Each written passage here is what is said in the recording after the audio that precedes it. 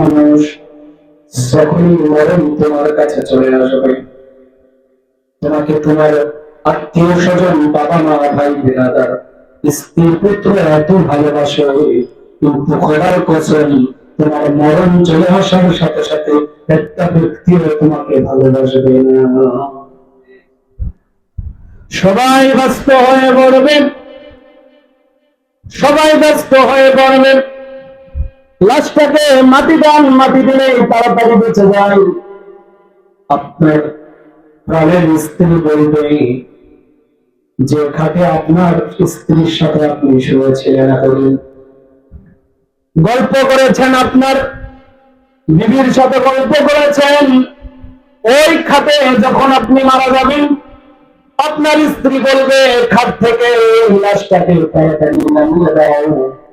আপনার সন্তানকে আপনি এত ভালোবেসেছেন, আপনার এই সন্তানটা বলবে ভাই আমার এই লাশটাকে, আমার বাবার লাশটাকে ঘর থেকে তাড়াতাড়ি বাইরে বের করো, আমার বাবার লাশটাকে তাড়াতাড়ি বাহিরে বের করো।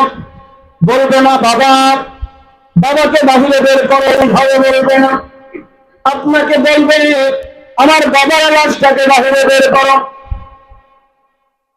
আত্মীয় স্বজনদের কাছে ফোন দেওয়া হবে, কল দেওয়া হবে, সবাই সবার মতো ব্যস্ত হয়ে পড়বে।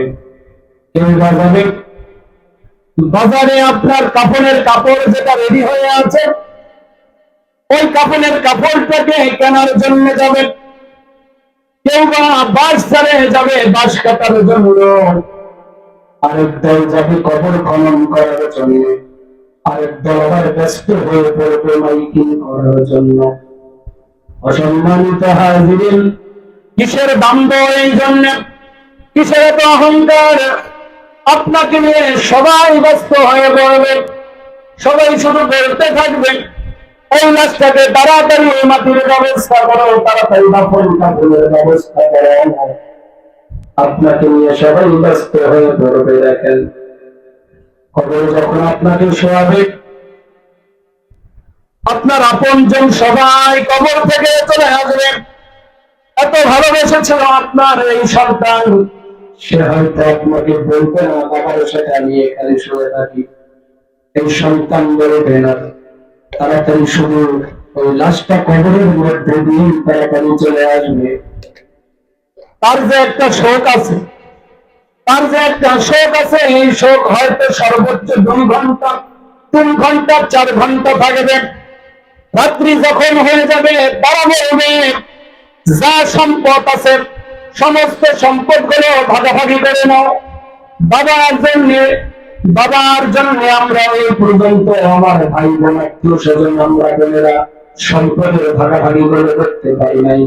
এখন আর সময় নাই, যার যার কাজে সবাই ব্যস্ত হয়ে পড়বো। কেউ যদি ঢাকায় যায় ঢাকায় চলে যাবে, কেউ যদি বিদেশে যায় বিদেশে চলে যাবে। বলবে সবাই ব্যস্ত হয়ে পড়বো, সময় হাতে নাই, কালকে সকালে আমাকে রওনা দিতে হবে। অতএব রাতের মধ্যেই যত সম্পদ আছে সমস্ত সম্পদ ভাগাভাগি করে নেই। সমস্ত সম্পদ ভাগাভাগি করার ব্যস্ততায় তারা পড়ে যাবে। আপনার জন্য হাত তুলে কেউ এক মুহূর্তে দোয়া করবে না।